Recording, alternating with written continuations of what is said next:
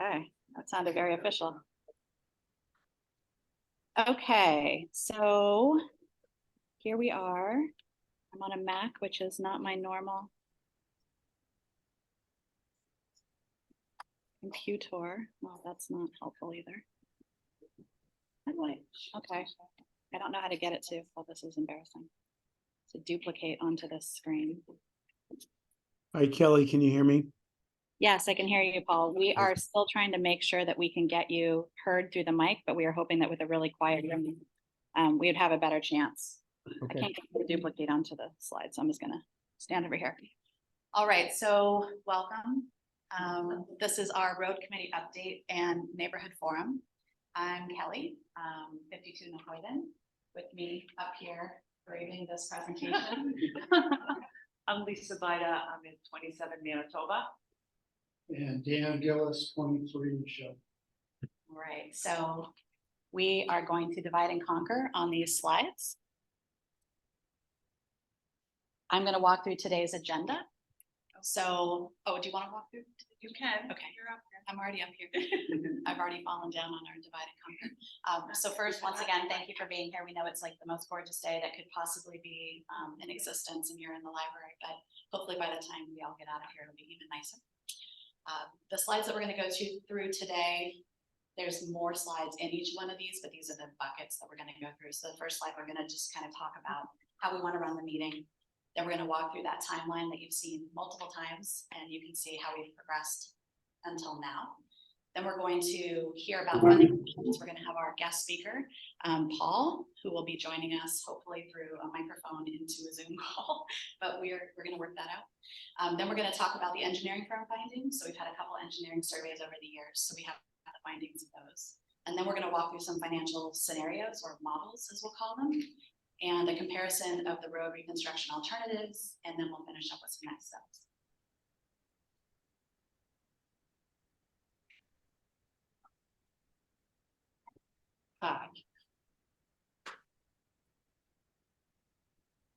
So I kind of feel like we're in kindergarten having these up here, but I think it's important for everyone to just kind of take a deep breath. This has been a very, very long process, and I think we just have to kind of listen. I think it's probably the most important thing up on the slide is listen, and listen with an open mind, because we're going to hear a lot of new information. The board members and the road committee has done a lot of due diligence, spoken to contractors, looked at costs, looked at various modeling scenarios, and this is all going to be presented for the first time today, in addition to some information we've gotten before. So just listen. If you have questions, write them down and we'll address them at the end, or who knows, maybe your answer will appear as presentations are made. And part of the reason we're doing this is because we have people on Zoom, and they'll put their questions in the chat to the moderators so that we can address all of the questions at the end. As I said, there's a lot of new information, and chances are that the question that you have will be answered before the end of the presentation. If it's not, we're happy to, of course, address them. Please keep your questions on the topics that's being presented. Also, all of us are homeowners. We're all volunteers. I think we're all, kind of in the same boat, even though we're up here speaking to you with all of this information. So just understand that a lot of energy and effort has been put into this, and we're all kind of trying to share the information as best as we can.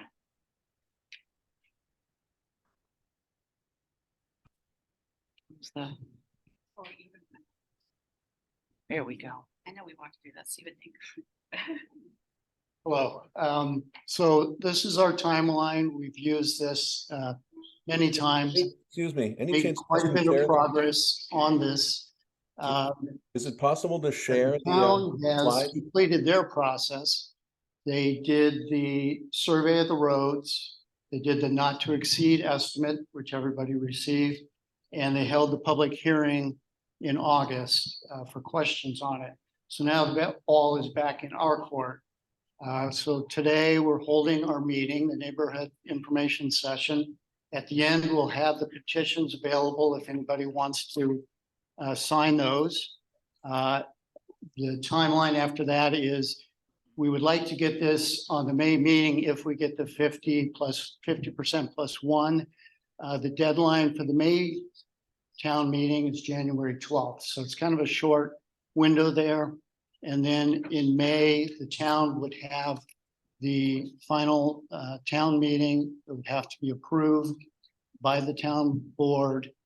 And we would go forward from there. So that's if we stay with the public option.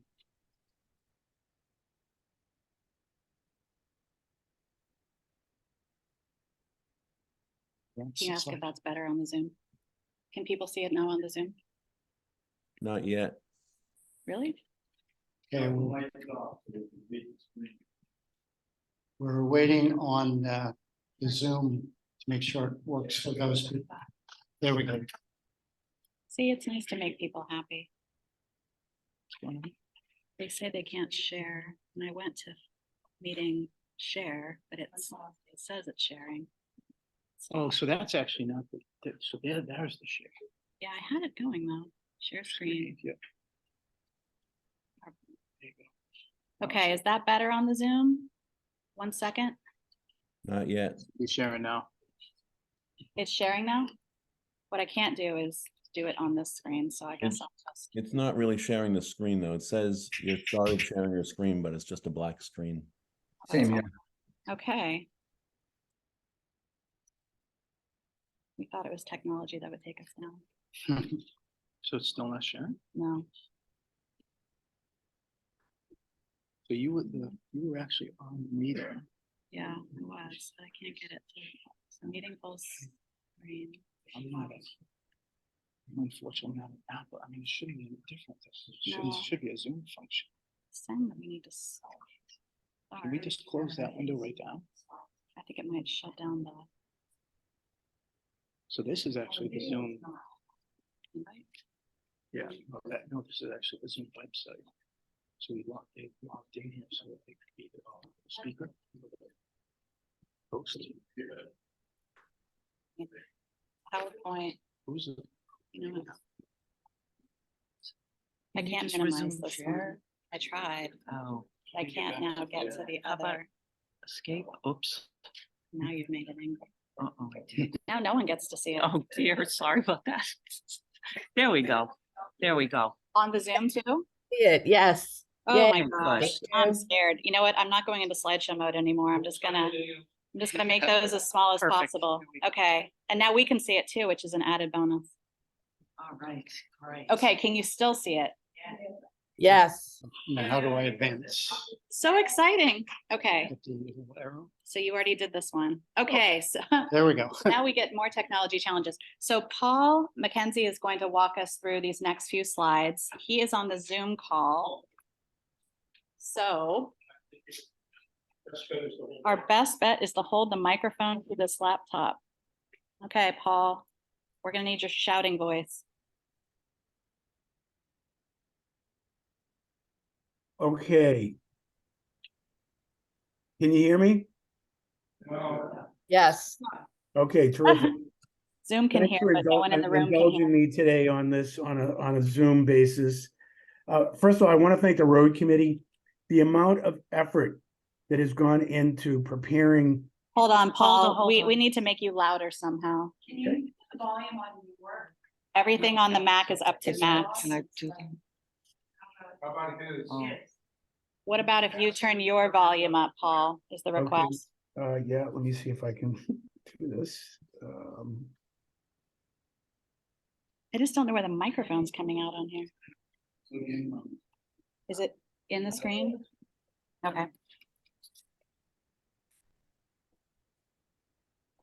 Can I try? Can you hear me okay?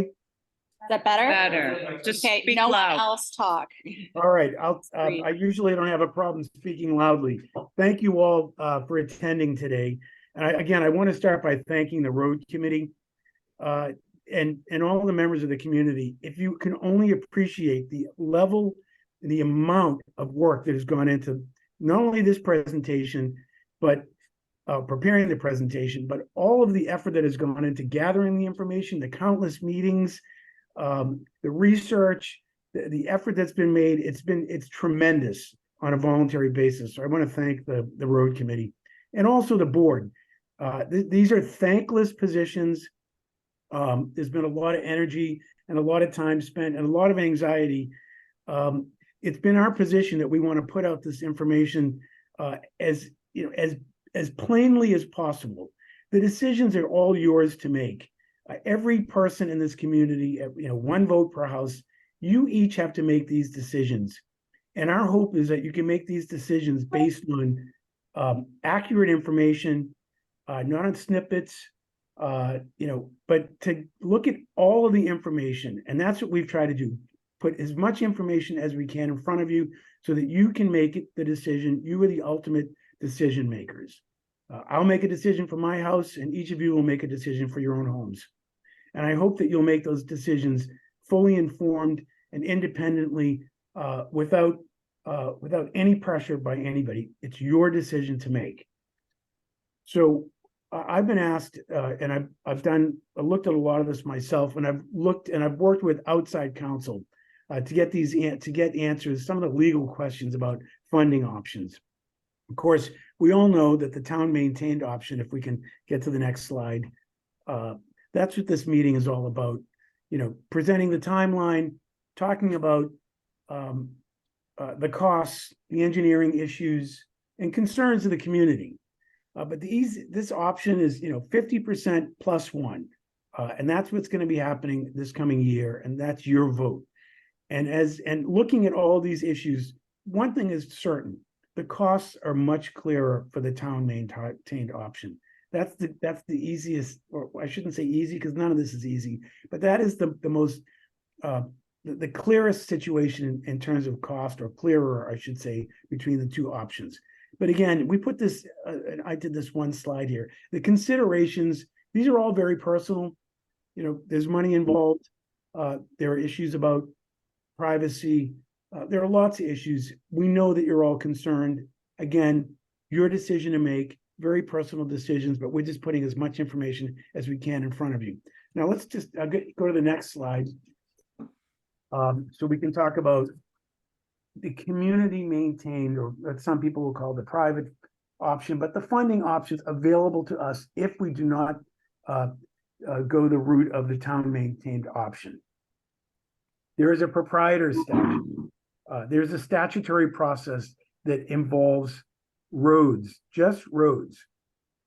It is a statute that sets forth a process, and ultimately that process could end up in litigation. Every road, or almost every road in our community, could be subjected to this proprietor's statute.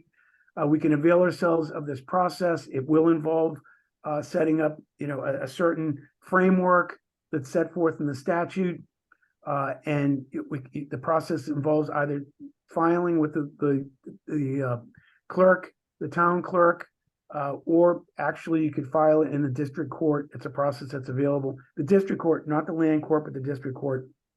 And it could be a friendly process, or ultimately it could end up being a litigated process if there's disagreement, for example, over the cost.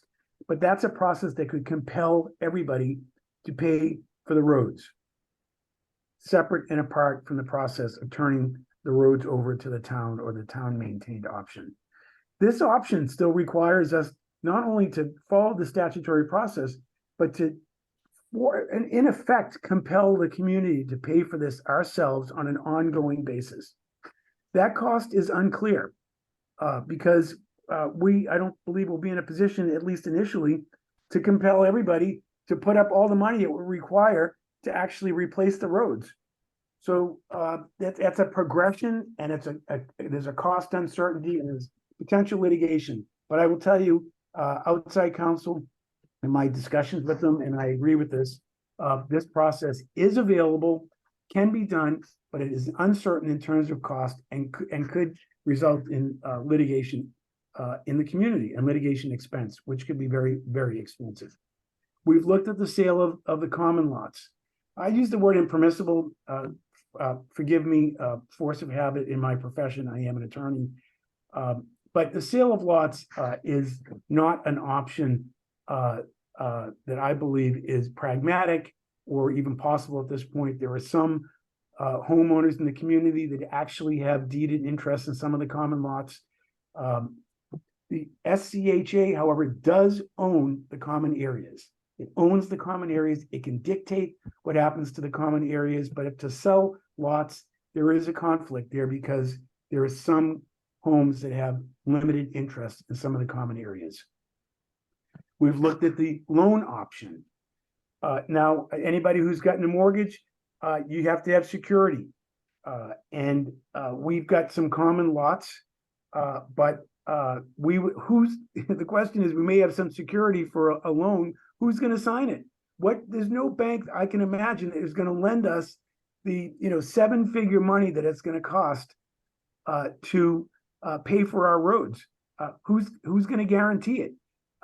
There may be some security, and I'm not sure if there's adequate security for such a loan, but it would have to be paid back over time, and it would require guarantees, just much like every other loan that anybody else would take. So again, I think that's a highly unlikely scenario, and it would require people to sign on the dotted line, and I think that would be not likely, highly unlikely. The last option here is compelling, simply trying to compel payment through litigation. I don't recommend that. It's not something that would be cost effective. And I will tell you that we just recently received a lawsuit, and I don't know if, can you see me on this screen, everybody? Yeah, we can see your face. So five homeowners in our community have very kindly filed these papers. This lawsuit, which is about, probably 2 inches thick, in the land court in Boston, taking the position that they have no obligation to pay dues and no obligation to pay for the roads because we have not availed ourselves of this proprietor statute. So we've reported this to our carrier. I don't know if there'll be coverage or if they'll assign counsel to defend this action, but this is a very expensive piece of litigation to defend. Compelling payment through the litigation process is going to be expensive. It's going to require someone to oversee and manage it within our own community, and we're going to have to hire outside counsel. And ultimately, the litigation, we can't guarantee that there'll be 100% participation. And so that's problematic. And then, lastly, I added one little line here about adding deed restrictions. At some point down the road, and it's not for this discussion, but there's been discussion in the past about whether or not we can form a better association, for lack of a better way of describing it, but restricting our own deeds that would be binding on owners in the future in exchange for certain rights in common areas, potentially. And that, again, would be something over time. I can't imagine we'll have 100% participation initially, but that's not an option that's available to us right now. And it's not an option. It is an option, but it's not something that would be, again, pragmatic. It's going to take a long time to get to the point where we have participation enough that we could fund our own maintenance and road repairs or replacement of the roads. So these are the options. The town managing it, the funding options that we have available here, proprietor statute. It's something that we can do. Costs are unclear. Litigation has potential. Sale of the common lots, problematic and not likely to solve our problems in the short term. Loan option, highly unlikely. Compelling payment, extremely costly. The ultimate result, unclear. So we don't have a lot of very good funding options. And as between the private, the option of turning the roads over to the town and the private options, the costs are much clearer. The process is much simpler through the town maintained option. These are facts, and that's all they are. Again, your decision to make as to which option better suits your personal interests and desires. Thank you, Paul. So Thank I you. see that we have a hand up, but our goal is to have everybody write their questions into the chat in Zoom. And then I wanted to pause for a second because that was a lot of information to see if anyone wants cards. So they could write down questions specific to this section or anything else that's come to mind so that we can take them at the end. Because as you see, microphones in Zoom don't really play so nicely. And I really want to turn off the email, but, but I can't. Yeah, we don't want to touch anything. Okay, so that was the funding options section. Now we're into the engineering firm findings, which Dan is going to walk us through. Thank you, Paul.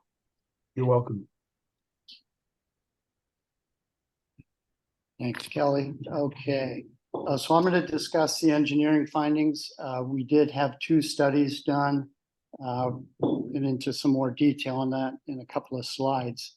But basically, when you're going to redo roads, there's 3 general alternatives, depending on the condition of the road.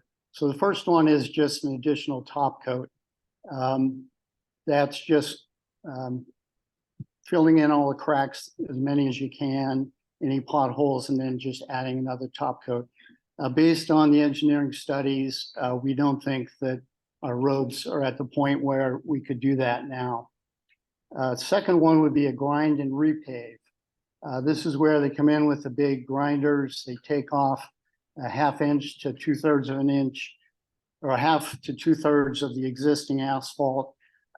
That's where you're driving on the highway and you get that rough pavement, and then they put down new layers.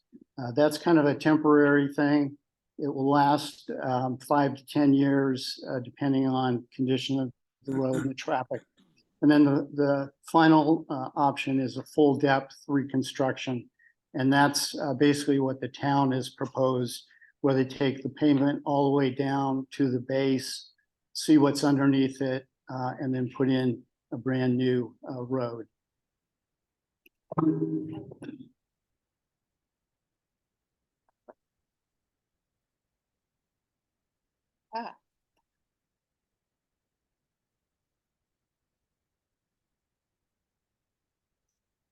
Okay, thank you.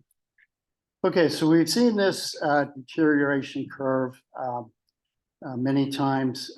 We wanted to put it in here though, because it's based on pretty much industry standards.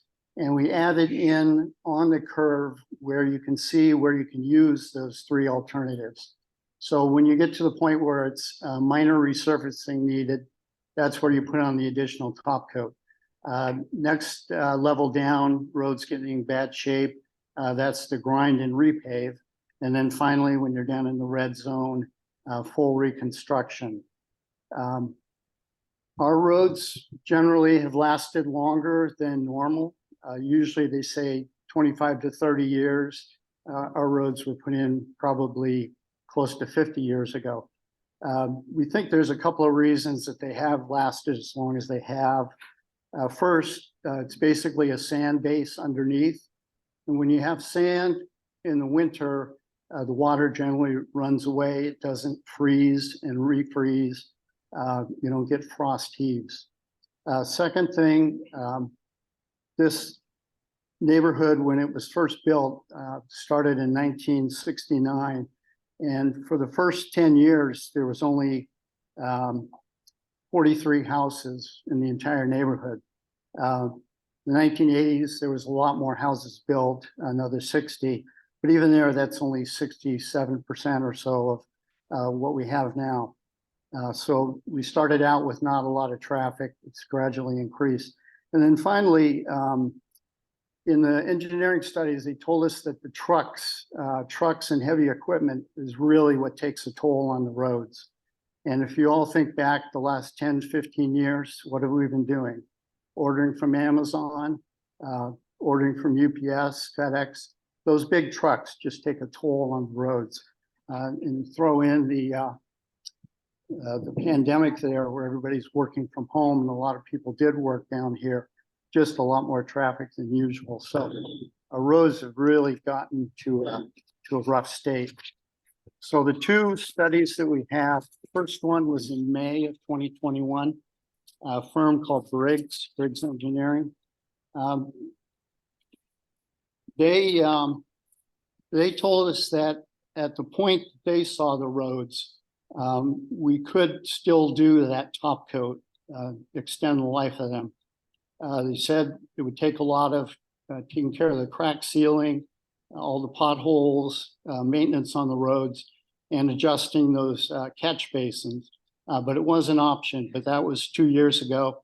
And they thought that within 2 to 5 years, we would have to go to the next stage. So flash forward 2 years, July of 2023, we hired a second engineering firm, Criterion, had them come out, walk the entire neighborhood, let us know what they thought of the condition of the road. Now, of course, they wanted to do core sampling and a lot of other very expensive work. We didn't really want to commit to doing that, but they did tell us that they think the roads are pretty much at the end of their expected life. Again, generally 15 and 25 years. Like I said, our roads have lasted longer, but if you look at the amount of maintenance we've done over the last 3 years, it's almost doubled every year. And this year we did half of what we figured we needed to do. We did a big walkthrough in the spring, identified all places that needed work, spray painted on the road. You probably saw a lot of blue and orange, but we really only got half of what we thought we needed to do, but that was all that was in the budget. The big thing that they told us is that those tree roots on the side of the road are really impacting and shortening the life of the road. Next slide, I'm going to show you. These are some of the local pictures. Top two slides are showing Wamisit and Mashpee Road. And the one on the right there, you can see all of the roots that we had to dig out for that corner to make that patch. And throughout the whole neighborhood, you can see anytime you see a little bump in the road, you probably see some blue paint on it because we identified it. That's from a tree root pressing through. And to really get at that problem, we should cut back from the edge of the road a foot or two at least and get any roots that are heading under the road. Now the bottom picture shows one of the catch basins. This, I believe, is on Manitoba. It had pretty much collapsed. So we had a group come in and do some reconstruction. So you can see that you have to repair the top couple of layers, lay some new block down, and then put the grate back on it and then repave around it. So we have 38 of these in the community. I think we identified 10 or 12 in our walkthrough. I think we only managed to have the budget to do 6 of them. So there'll be 6 more that would have to be done next year. So that kind of just shows you the state of the road. I'm going to turn things back over to Kelly, and she's going to go through the financial scenarios.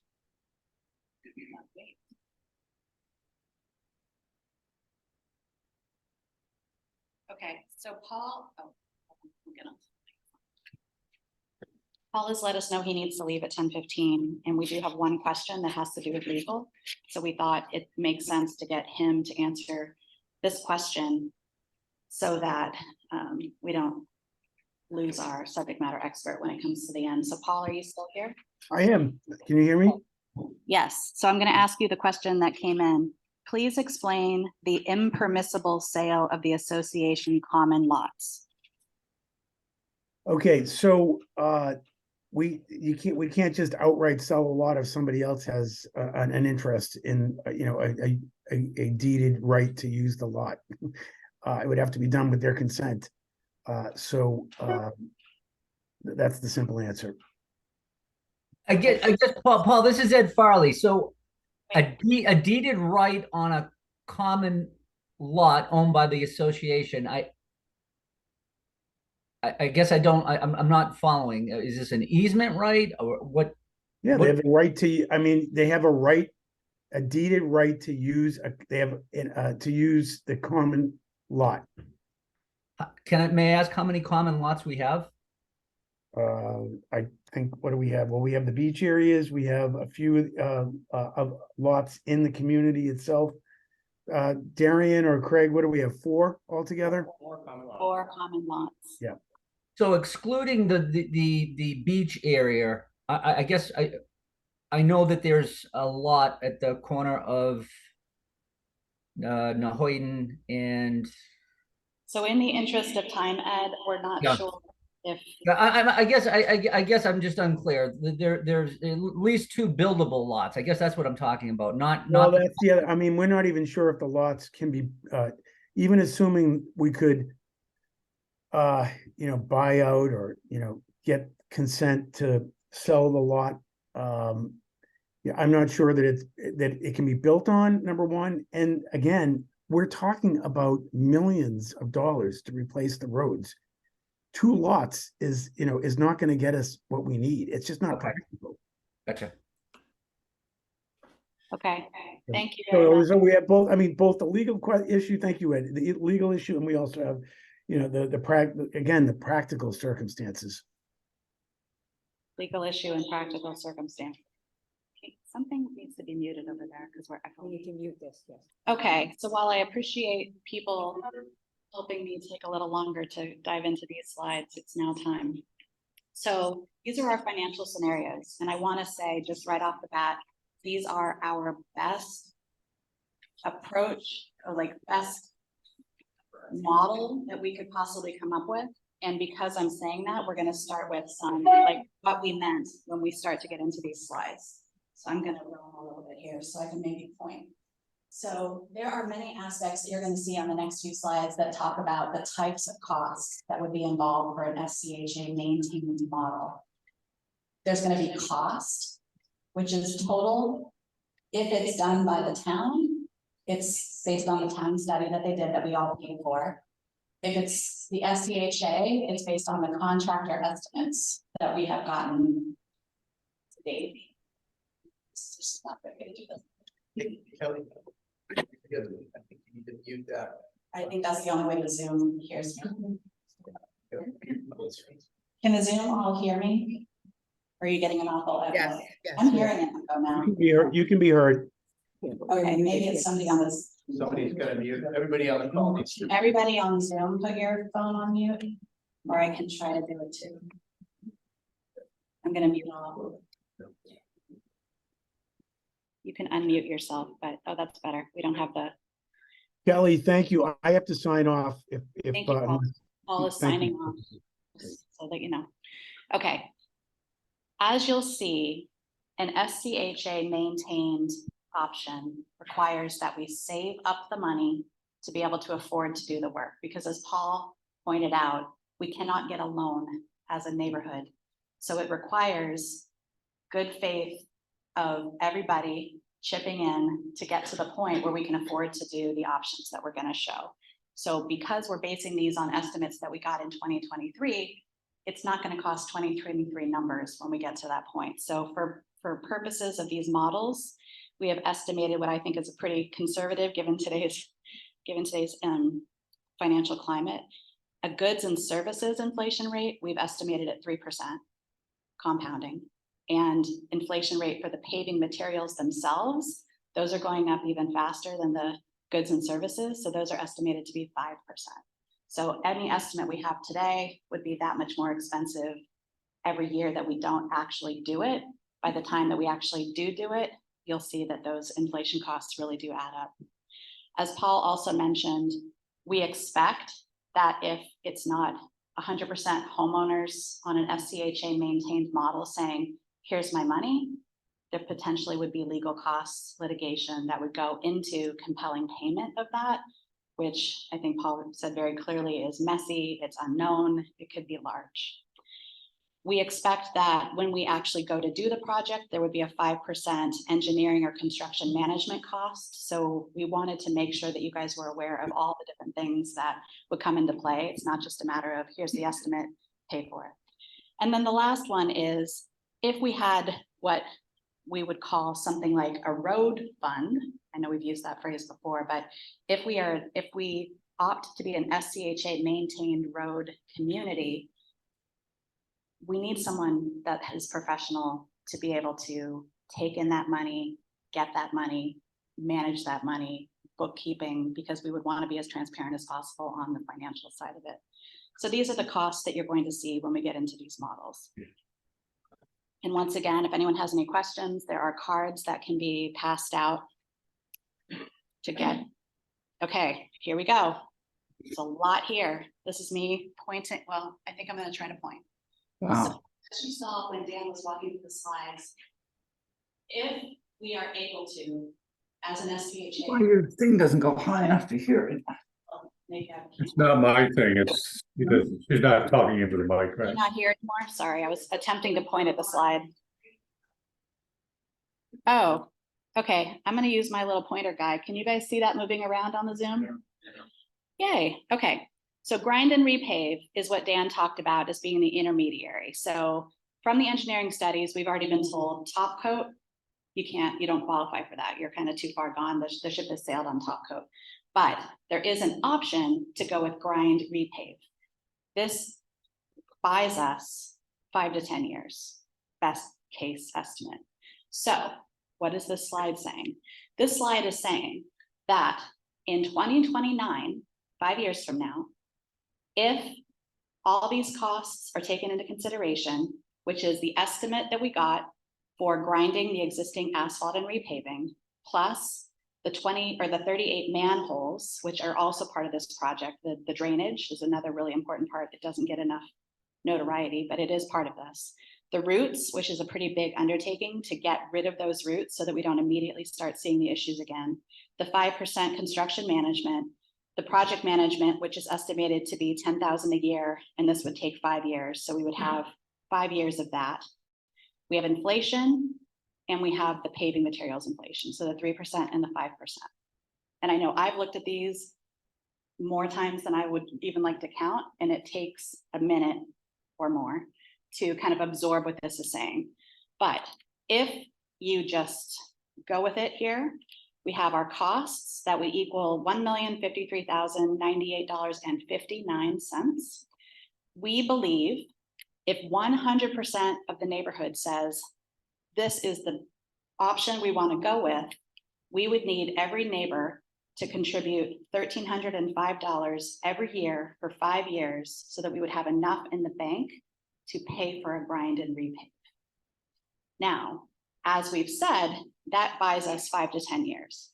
So after those first 5 years, we would continue to put money into this road fund at the rate of $1,110 per household, because we would need that much more time to do a full depth reconstruction, because we don't think there's a way to get around needing a full depth reconstruction. The grind and repave would buy us time, and then we would keep saving up. And the second repaving, which would be the full depth, would be completed in 2044. So what that means is that for the first 5 years, we'd be contributing $1,305 if every single person contributes. If we take an estimate of probably 75% of the neighborhood would contribute, we would need $1,740 per household that was contributing to be able to save up to do the grind and repave. And then starting in the year 2029, we would adjust the amount. Again, these are all best case estimates based on everything I walked you through with the assumptions. We would be doing $1,110 per house, or at the 75%, it would be up to $1,480. So that by 2044, we could write the check to the vendor to do the full depth reconstruction. I know that's a lot. Cards are available. Okay, I'm going to go on to the next one. Oh, so over time, it would be between $23,000 and $30,000 based on how many people contributes this. And again, this is kind of a pay your fair share mentality. Okay, so that is option model number 1. Option model number 2 is we say, we don't want to put good money after bad. why would we do the grind and repave when we can just immediately start saving up for the full reconstruction because we know we're going to get to it anyway? That we have said could be done. If we said 15 years, like we'd have to get our roads to last another 15 years because all we'd be doing is maintenance up until then. We wouldn't be doing grind and repave in the meantime. In 15 years to pay for a full reconstruction, it would be using the exact same estimates. So there's our cost for the complete redo. It's higher than the grind and repave, but it's the same as was on the redo for the last slide. We'd replace the manholes, we'd get rid of the roots, we'd have the construction management, the project management, but it's $10,000 a year for the 15 years, so it's up to 150. We'd have the inflation and the inflation. So it brings our cost to do what the town has estimated for us in the not to exceed estimate at $3,027,663.71. So again, using that same logic, if every single person in the neighborhood said, I'm going to write my check every single year, you're going to put it away into a roads fund, we assume that we're investing that and we'll get some kind of return, it's $1,071 per household over the cost, over the span of 15 years. And that would be, I don't know, if you took out like a home equity loan or something, the rate would be whatever your rate is to be able to take that out, or if you just write a check. 75% of the neighborhood, that would be bumped up to $1,428. So these are models for SCHA maintained model options. So it's grind and repave and then full reconstruction, or just straight into saving up for full reconstruction. Okay, yeah, we're going to get to this later, but I don't want to underestimate the point. Good point, Lisa. SCHA maintained means we are also maintaining the roads. So maintenance costs keep rising as we have to do crack sealing and the pretty pictures that Dan had up on there, like the manholes start falling in or they have a pothole. And we do that to stay on the plow list. So we don't want to be on the do not plow list. We want to be off of the do not plow list on the plow list. So all of the tree trimming, and we're going to get into it. We have a slide, but I just wanted to mention at this point, SCHA maintained options require that we continue to maintain the roads forever and ever, amen. Versus the town one, which, the town one, we would be done with any maintenance forever. So this is the town one. So this should look familiar. So this is matching your not to exceed letter that you got in the mail from the town. Has to do with the board of select board meeting that we went to and talked about, and all the questions that you've had answered to date. So the reconstruction that we have received, which includes roads and drainage and would deal with the roots and all that kind of stuff, that has a not to exceed, meaning completely fixed costs, not dealing with inflation, of $2,899,428. So as you guys saw in your letters, the actual cost per homeowner, if you're going to finance that, which is at a 5% total interest rate, is $18,468. There is something in there that says if you wanted to do a one-time payment at the very beginning before anything has really kicked in, it would be $17,544. You could save a little money that way. We don't believe that there would be any legal fees because the town is the collection person. We don't have any annual dues that are going to be needed for road or drain maintenance or project management because the town is now taking that part over. And the actual annual cost per homeowner over 20 years, which is what the letter referenced, is $923.38. So just one more thing, everything over here is estimate, and we changed the word to actual here in case you didn't see that. Okay, there are still cards available if anyone wants to write down questions. And I know that that's a lot to absorb, but we have questions. We'll take them over there because they're going to deduplicate for us. Okay, thank you so much for that. We're going to get into a comparison of the road reconstruction alternatives to kind of tell the whole story now. Are you doing this one? Oh, I'm doing this one. Okay. Not so fast. Okay. So this is a retelling of everything. My own husband is making noise. That's not good. So this is a summary of all of our options put into a pretty little table. So if we go with the town option, it is full reconstruction. It is the payment is due like, they'll do the roads and then they'll send us the betterment, and then we'll either pay yearly or all at once, whatever we want to do. The expectation is that if this petition goes forward, it goes to town meeting. I'm doing, I'm reading ahead in the slides, but if it goes to town meeting and it's approved there, they expect to start their work within 6 months. So we expect the year of completion to probably be 2025, and that would be all new roads, all new drainage. So that would be an annual payment of $923.38. We don't have to care about the 100% or 75% because we're not the collection agent. The total cost per homeowner would be $18,468, and we already know that, and you've all received that from the town. That didn't come from us at all. So SCHA option number 1 as a model, I just keep wanting to say that because it's not, please don't take a picture and say, you said it would be. We would have to save up. So this is a saving up to be able to spend model. So is option 2. The first one would be grind and repave to get us, about 7 to 10 years. And then we would immediately start saving for the full reconstruction that would complete 15 years after that.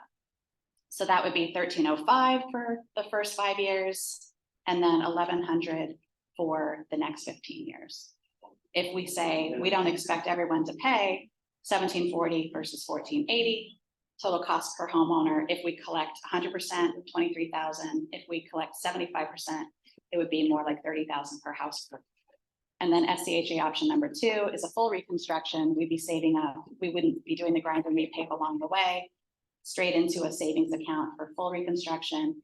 We'd expect that work to be done in 2039, which is 15 years. And then it would be $1,071 per household if everyone pays $1,428. If some lesser, we use 75 as just a guess.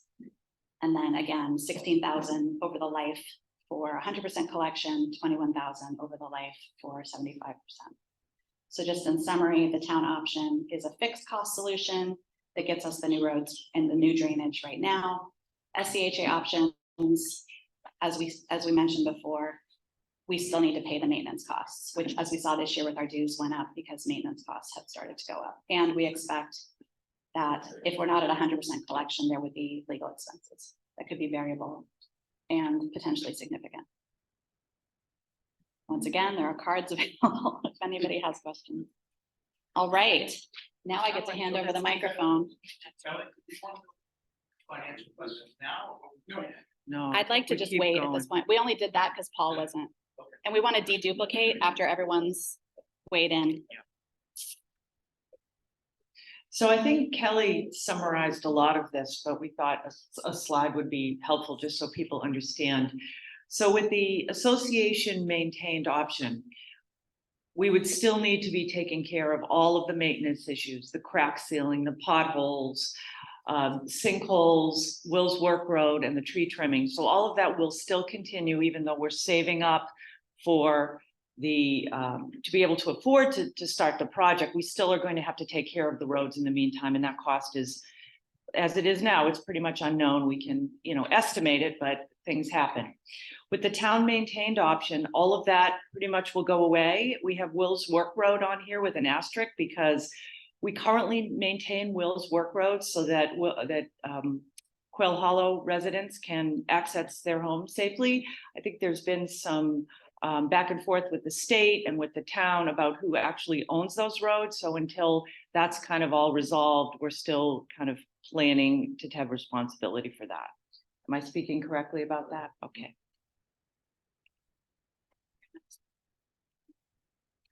So then there was there's been questions in the past about annual dues and will the dues go up? Will the dues go down? So with the SCHA maintained model, we will still have dual dues for taking care of our common spaces. Same with the town maintained because they are common spaces that we still own.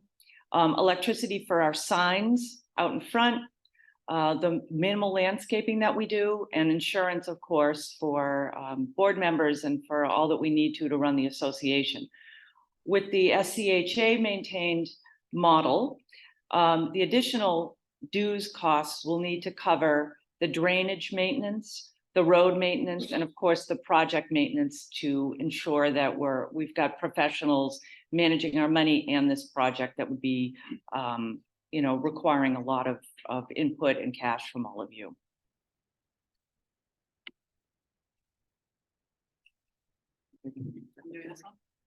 All right. Okay, so we know that it's not just money.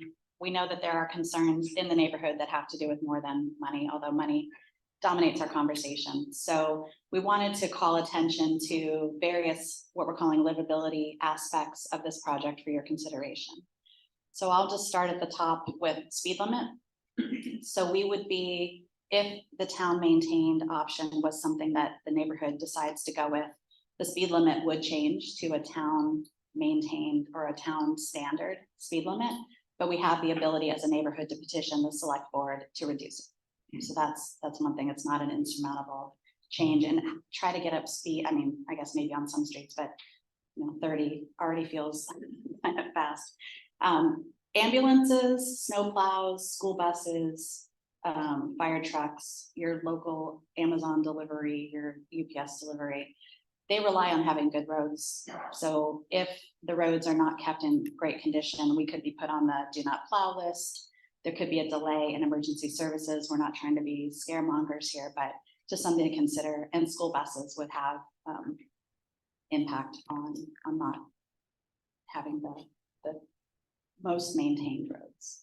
These two are meant to signify setbacks. So one of the questions that was asked during all of the due diligence section of this project was, if you build the road, does my setback change? It does not. This one, my little artistic liberty here, is meant to signify lot lines. So your lot doesn't change. There's nothing that changes with your lot, and there's nothing that changes with your setbacks. Common spaces, no changes to docks or beaches or dinghy tie-ups or kayaks. So that's all status quo. Golf carts, this is between you and your golf cart insurance provider. We are not getting involved with this one. I'm guessing you could probably contact the police department to see if there's any difference there, but we're not experts in golf carts. We don't want to be experts in golf carts. If you have one, that's between you and your people. One of the big ones that's been discussed is parking. So right now, people can park on the street. We all have friends that come visit, they park on the street. That's not going to change. People can park in front of your house. Just like today, if there was like an unwanted car, you could deal with it in your own way. There will be we would have to take private off of our sign. That's the only thing we would have to do. So I want to offer up a friend who lives in Mashpee, lives up by the public beach on John's Pond. They have signs up that they asked for the select board to put up that are seasonal no parking signs. They go from April to October. She sent me a picture of them. It lists all the little town or the street names, and it says no parking April to October. That is something we could ask for, keeping in mind that if we ask for it, it applies to us just as much as it applies to the public. So parking is not really any different than today. And I think I caught all of those. So if there are other livability questions that you have, cards are available. We can definitely ask about those, but we have sent out many questions and answers over the last while with questions that you've had to date, so we can recirculate those also. Now I get to hand this to you? No, next up is you. You want me to do it? Okay. Okay, so I'm already up here. Okay, so next steps. So as you know, at this point, we're kind of at a crossroads. We can either go the 50% plus one households do sign, the 50% plus one households do not sign. What we know, 50% plus one household sign petition 2. If we do it by January 12th, it goes on the agenda for the May 6th town meeting as an article. At town meeting, if it approves, construction would start, full reconstruction and drain replacement would start within 6 months. We expect that to end probably 2025, and betterments are sent to the homeowners for payment once the project has been completed. 50% plus one households do not sign. We already know that the portion of our dues that are required to maintain our roads will continue to be set every spring by the board, and that will be communicated out by them. After that, that's a big question mark for us. It's even 3 question marks. So we don't know what that looks like for us. We've done models, we've said this is what it would cost to do it. But as you know, we're heading kind of into the unknown at that part. So we had some things that we were trying to say in here and then we're like, we don't know what we don't know. So it ended up with question marks. So those are our two next steps. So petition 2 would be due January 12th, which means you've signed it and sent it in. We would get on the May 6th town meeting agenda. If we missed the January 12th, there is another town meeting in the fall that we could shoot for, but why would we want to drag this out for another like 6 months? So if you do want to sign the petition, we wanted to point out that they are available to take and sign today with the name of legal ownership, very similar to how petition 1 was signed. You can take one with you. We have it on our website that you can download. And if you have any questions, we request that you either ask them here or you send them to us so that we can get back. Okay, Darian.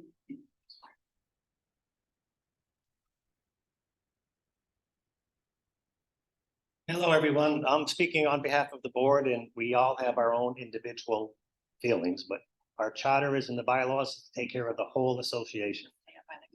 So they can hear you. So speaking of that, this is what the board decided to put as a slide. We feel the town option is the best for those 4 reasons. We know the cost now, the roads get done now. We try to do it ourselves, half the room's gonna pay, half the room's not gonna pay. It's just gonna cause more friction in the neighborhood that we already have. And then it's fixed, like I said, the pavement part went up 10% in a year. So 10 years down the road, we don't know what that's gonna be. I'm pretty confident the town screwed up a little bit on their number coming in so low, but that's my own feeling. And then we've been asking for volunteers for years. Nobody wants to join a board, the road committee, the cleanup in the spring went from 40 people 3 years ago. We had 11 people this year. So as the roads get worse, we're gonna need more people stepping up and nobody wants to do it. So those are the 4 reasons we think the town option is the best. But again, as Paul said, it's up to you to decide. But please don't, look through the information. This will be posted on the website with everything else, and you can make your own mind up. Right, so one more time with feeling, there are cards. If you would like to ask a question, we are at the end of our content. But if you write up your cards and pass them into the table, they're doing a little deduplication effort, unless you're already done with that. And then I will read the cards out loud. So we'll give it a second for the Zoom to make sure we've caught up with anything that came in on Zoom. Kelly, I've got a bunch here that I can Sure. And they've been deduped and everything? Okay, so Craig's gonna come up and give my voice a break. All right, so first of all, I want to thank Dan and Lisa and Kelly. Lisa's a new add to the road committee, and she's jumped right into the middle of it. So really a big thanks to the fact that they put together a bunch of the slides and they were willing to get up and present. So huge round of applause.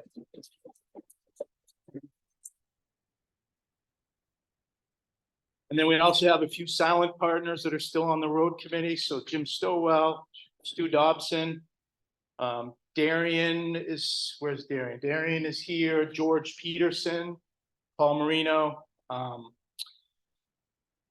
It's been crazy, right? You guys heard us talking at the annual meeting. We, for the last 2 months, in some cases, we're meeting twice a week to run through this. We've had a lot of heated debates. We've put a ton of information together. And I just want to thank everyone. Nobody's paid to do this. There have been some comments that have not really been appropriate, right? Everybody's trying to do the right thing. So I just really want to thank folks that are taking their time to do this, right? Because they don't have to do it.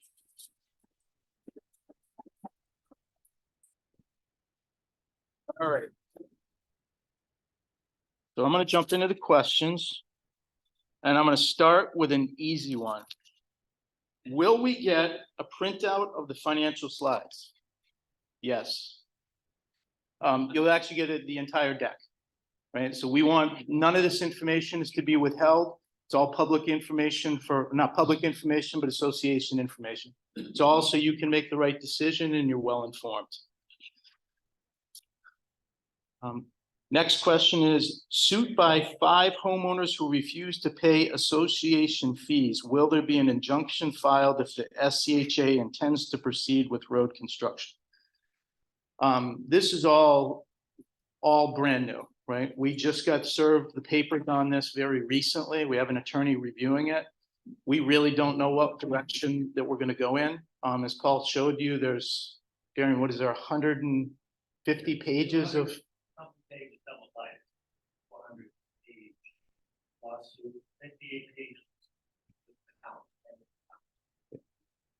So we really need to rely on experts that can help advise us what's the best way to deal with this. So there will be more to come on that. Will the SCHA dues be reduced if the town takes over our roads? Right, that's a big one, right? You'd think that maybe the dues will get reduced. As your treasurer, you know, we're 2 years into the budgeting process. The board has done a phenomenal job of managing to budget. They're doing a great job again this year. Every year we look at our actual expenses and we try to balance the dues to what we need to collect to run the association. We try to put a small percentage away into our reserves so we have it in case there's unexpected expenses. Many of you, if you take a look as an example at your insurance bills, as a homeowner, right, insurance has gone up significantly. We're seeing the same thing with the association. So, you know, as we look at, you know, electricity is a tiny portion of what we pay, but between increases in electricity, insurance, the essential things that we need to do to maintain the beachfront, landscaping fees, we'll do everything in our power to not collect more money than we need to. And we have a very responsible board that's only spending the money that we need to. So if we can reduce it, we will, but it's way too early to say if that's an option. So, you know, there's been discussion about reducing it, and I've kind of pushed back hard and said, let's not set any false expectations. I don't think at this point that we would need to raise it because the road maintenance potentially goes away. But way too early to say if we can actually reduce. The next one. Can you tell us how much road maintenance has increased the last few years? So the road maintenance has increased faster than we've collected dues, right? We've deferred maintenance. We've raised the dues what we think is reasonable and for what, you know, what people can absorb year to year, but we are building a backlog of road work. For the road work that we have done, it's doubled plus every year. These last 2 years, we've had to remain flat. Otherwise, we would have seen a significant increase in our dues. But right now, we're spending over 25% of the money that we collect every year just on maintaining the roads. Not to refurbish them, but just to keep up with the degrading cracks, the drains that are, you know, caving in, the root issues, the trimming the trees so the town can plow. So they are going up faster than we're actually able to collect them. What is the cost of not taking any action now? The cost is that we continue to spend money to bandage roads together that are at the end of their life. And the ultimate cost of it is that we have roads that potentially fall apart, right? And we look at dirt roads, right? Or roads that are half paved, half dirt. So, you know, it's anybody's guess, right? Again, we're spending 25% of our budget today to just maintain what we have. So it's hard to measure what the cost is, but I don't think it's a great story if we take no action. This question is it says $928 over 20 years plus other dues. The dues will still exist, like we talked about. There is insurance requirements that we have, filings with the state, maintenance of our common properties. All of the road associated fees would go away, but there's still a cost to maintaining the overall association and the common lots.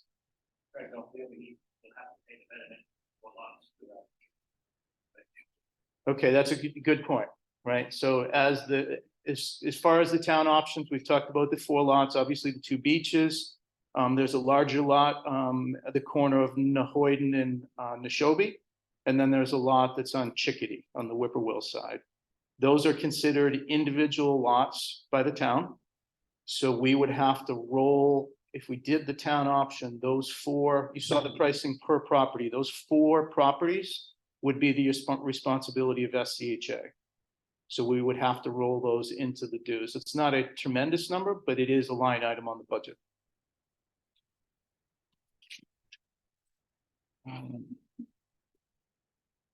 How do you know, I love this question, how do you know if members could consistently make payment for the reconstruction?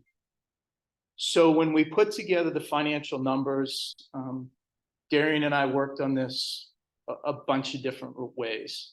And we got into a good debate over putting in legal fees. And I pushed to only put in fees that we knew were factual or based on information that we truly had. We have no idea what the financial fees could be. And to answer this question, there is no guarantee that people are going to pay every year. So we could find ourselves in legal situations of trying to collect funds every single year.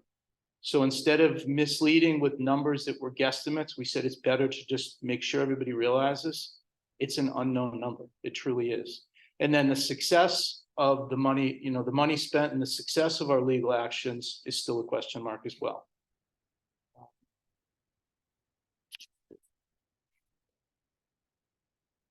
And then this question's already been answered on the impermissible common lots.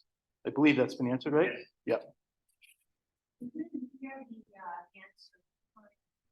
Yeah, so to reiterate on the lots, right, we looked at, it's been talked about, there's folks in the neighborhood that are actively talking about it now that we just sell off the roads. If we could get, say we could get $500,000 for the lots, maybe more, maybe they're worth $750,000. I mean, it's a huge lot on Nahoyden and Neshobe. There's 2 things that we've discovered working with the attorney is because of the way those lots are structured, they may not even be buildable. So even if we could sell them, they may not be buildable lots. On top of that, there are properties in the neighborhood that have deeded rights.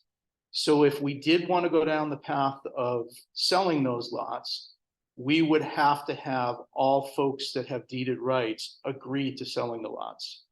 And based on the feedback we've had so far, that's not a super popular option. So it's a long shot to think that that's a funding option. Right? It makes sense, right? We have an asset there. If we don't have anything on it, and we're not using it, let's sell it. It's not quite that easy, right? And that's part of what we retained an attorney for, to say, okay, we've had our own opinions. This has been discussed since I joined the board in 2017. But let's get a definitive answer from a impartial attorney that can look into it for us. So hopefully does that answer the question? Okay. All right, so that's all the questions I have. Darian, do you want to jump in with the?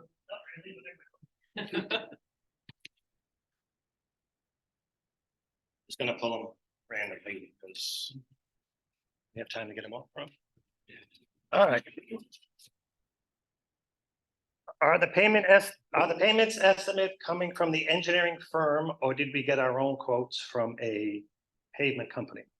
So basically, we did get verbal quotes from the engineering company, but they wouldn't put them in writing because we didn't pay the $15,000 for borings for them to go down to see what's under the pavement. But he did give us verbal ones, which were higher than the ones we use. The ones we use are actually from Lawrence Lynch Paving, which is probably the only company on Cape big enough to do a project this size. So just as a clarification, we actually got them in writing via an Email, but it's not in the report. What the engineering company said was, we're not going to recommend the position that you take, whether it's brand repaid or fully refurbished, unless you're willing to pay almost $10,000 for pouring samples. Right. And we're like, that's a waste of our money, and it's a big about where we're going. So long of the short is, yes, we tried companies off Cape, but they weren't willing to come to Cape because asphalt has to arrive hot. And with the bridges and how far we are down, it wasn't a viable option. Why are the estimates from the town? Oh, Darren, just to be clear, did actually get them from Lawrence Lynch. yes, real numbers from Lawrence Lynch 2 weeks ago, Yeah, the 3 weeks numbers ago. that are in the financial slides are the actual numbers that are from Lawrence Lynch. And Lawrence Lynch is actually the same company. That's doing the roads. Oh, I'm sorry. So why are the town estimates so much lower? Basically, there's no inflation involved. They're gonna do it now, today, at today's prices. 10 years down the road, we don't know what it's gonna be. We estimated at 3%. The average inflation rate the last 20 years is close to 3%. Pavement is based on oil. Oil goes up and down like crazy. So we put in 5%, it's probably a little low. Is there a deadline for the town to take over the roads? Kelly mentioned that. We need to have the petition signed by February, middle of February for the spring town meeting, or the middle of July for the fall town meeting. Yeah, after fall, if we don't get enough signatures, it goes away. So I don't know if you saw the last town meeting, there is a pushback from the town to stop this process altogether. For the first time, and we went back 15 years of town road taking. The first time either the select board or the finance committee ever voted not in favor of a road taking was this past spring. It was for Watson Road. One of the finance committee said, I'm not in favor. Everybody else was in favor. The select board was in favor. This past fall town meeting, a road up by the Indian headquarters, Godfrey neighborhood, went for their first petition. The select board did not recommend it. No recommendation, not for and not against. The finance committee voted 9-0, not in favor. They didn't want to spend all of $20,000 for their road study. So if you want to drive to that neighborhood and see what roads might look like 10 years down the road, they're about 10 years older than us. You can see what's potentially going to happen. So if we don't pass by the fall of next year, this might be the last time it's going to happen. They're trying to concentrate on the sewers. If we do grind and replace, how does it affect gas and sewer? They only take off the pavement, which is 4 or 5 inches. It doesn't affect the gas, sewer, cable, electric, none of that. Will the increase in dues be calculated based on 100% participation or those that are actually paying? Well, right now we have about 93% pay or so, something like that, 93%. So we don't think we're ever going to get to 100%. So the spreadsheet is set up that if we decide we're only going to have 50% pay, that you plug a number 50 in there and the numbers go up astronomically. But we've lost a few more people when we went from $275 to $400. What's going to happen when we go from 400 to 1,500? I'm sure a lot of people are going to be dropping off the wayside. And the other thing that we didn't talk about yet, but say you're 7 years into the process, we decide to keep them, everybody starts putting into the fund, and for some reason you have to move. You don't see any of that benefit with the money you put into the fund because you're moving out and the roads aren't done. Your property value might go down, we don't know for sure, but we're pretty sure it would. And all that money you put in just disappears. But if you do it with the betterment through the town, halfway through, you can negotiate with the new people that buy your house. I owe 10 grand left, I'll split it with you, you take it over, whatever. But that's all recorded. We're not going to take care of that if that happens. Can we address the considerations that apply to South Cape Beach and Whippoorwill Circle? Right now, we're all the same neighborhood. There is no differentiation. The Quail Hollow side has some in their deeds, but all those covenants disappeared. There is no covenants that exist in today on either side of the neighborhood. We'll get to you after Karen this time.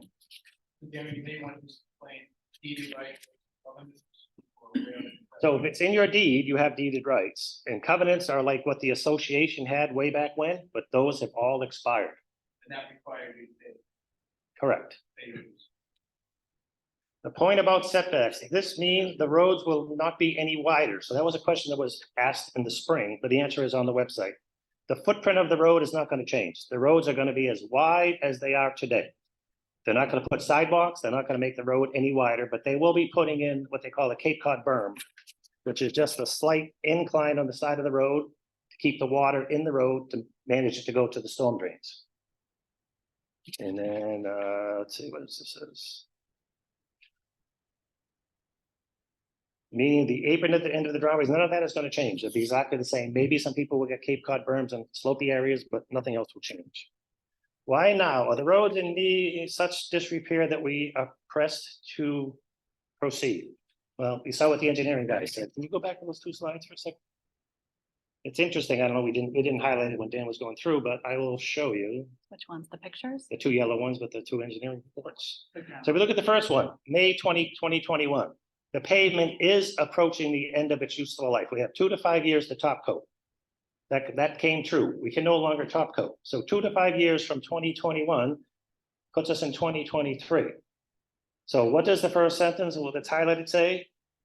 The road is at the end of its expected useful life. So the first guy said it's getting there. 2 years later, it is at the end. So I know a lot of you people think the roads are fine and they're gonna last forever, but 10 years ago, 15 years ago, there was no road maintenance, no potholes, no cracks, no raised roof. When you were there, Linda, nothing, right? We've got to plan the picnic and all the fun things. We're stuck with all this pain in the neck. We had 6 manholes fixed 3 weeks ago. Since then, 2 more have collapsed. Alan, thank you for cold patching them. But to do 1 manhole, an emergency basis like that is $4,200.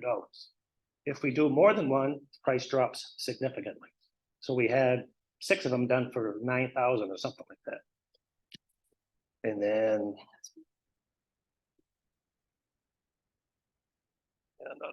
Can you be that?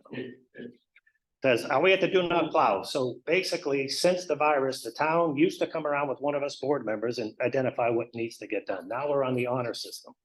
So for 3 years in a row, we've been kind of ahead of the curve, even though we don't do everything that's required. We just had the trees trimmed last week, actually this week. We did the 6 manholes and 2 potholes. Technically, if the town were to come through now, we would be on the do not plow list. Anything that's up 2 inches or down 2 inches needs to get fixed. But what they're doing now is they're relying on the plow operator to tell them when something goes wrong. But of course, when that happens, none of the asphalt plants are open and we're kind of in trouble. So we're trying to be proactive without breaking the bank. So we are not on the do not plow list right now. The manhole costs, we just spent 11 grand for the 6. Yeah. 11 grand. And the interesting thing is actually one of the metal grates that's on top was broken in half. We've never seen that before. So the price was to fix the concrete part of the manhole, but when they came to fix it, the metal part was broken in 2. So that added $1,000 to that repair. I live in the boat ramp. They rebuilt it 5 years ago and the drainage stinks. The parking outside is not, that's not. There's something on the back. Oh, on the back. What makes me think that ours will be in? Read? Inferred by the town? Enforced by the town? Enforced? What makes? Not sure what that question is. What makes me think that ours will be enforced by the town? What? I think they're asking about all the people of the town. Of the roads? They're saying the boat ramps loudly compared to, I don't know, I'm just speculating. I guess that's out. I think this says, if no, could the town option be deferred until we are. What was the question? To move ahead, but we don't want to do this. There's a do not park on one side. We don't want to do enforced by this. the town, call the police.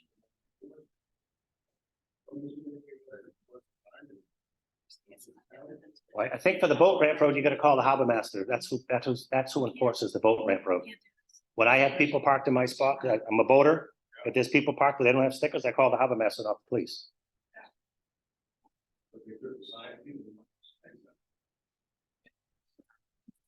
Is that it for mine, for this one?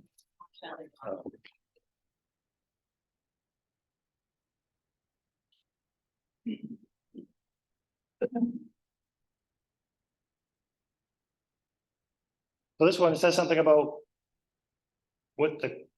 my question is the cost that will be coming to the town besides the taking of the roads and the hardship placed on some of the homeowners for a road that doesn't need taking. Unfortunately, the engineering reports, which all of your hardworking tax dollars, not tax dollars, but dues dollars paid for that. There's about $3,500 worth of engineering study right there. No, we'll answer it and then we'll go from there. We know sewers are coming. We know we're phase 5 in 5 years. That's way down the road. Correct. It's, yes, we know, Dennis. We're not talking sewers, we're talking. And if the roads need to get ripped up because they put new sewers in, they're gonna replace the roads. Okay. All right, anything else via chat? We good? Next 5 years. No more questions. No more questions? Quickly, Alan, what do you got? For common lots, are they considered in the 100% when you got that $928? Yes. So the roughly 4,000 a year the association has. Correct. We asked to have them taken out, but they said since we can't prove that we can sell them if we default on the loan, they had to put them in. But in terms of the town. We Yeah. cover that for. Correct. That's why the dues may not go. So what our thought is if the road taking does take over, people are gonna say, I'm not gonna pay the town 900 and the association 400. So we're anticipating the dues are gonna drop off. People will start paying. And if it doesn't, then we can potentially lower them if we decide. I mean, we just have to look at year to year. Right. We won't know until it happens, right?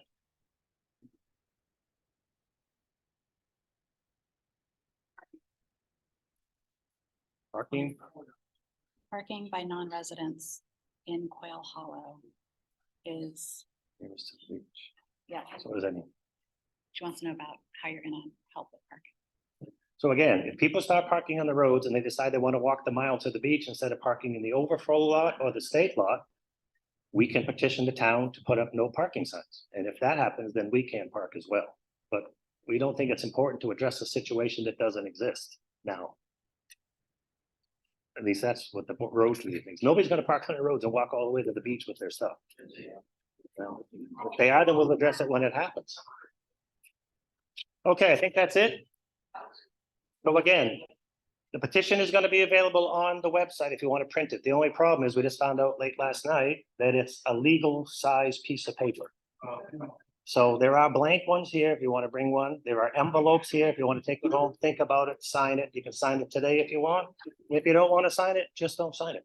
Use your Plain and legal simple. use your legal. Yeah, so we do have sheets that show up what the town sent you on your letter with the $900 thing. Your signature, if you so decide to sign, has to match that or else it won't be accepted as a signature. So we have 4 sheets of that out there. Thank you.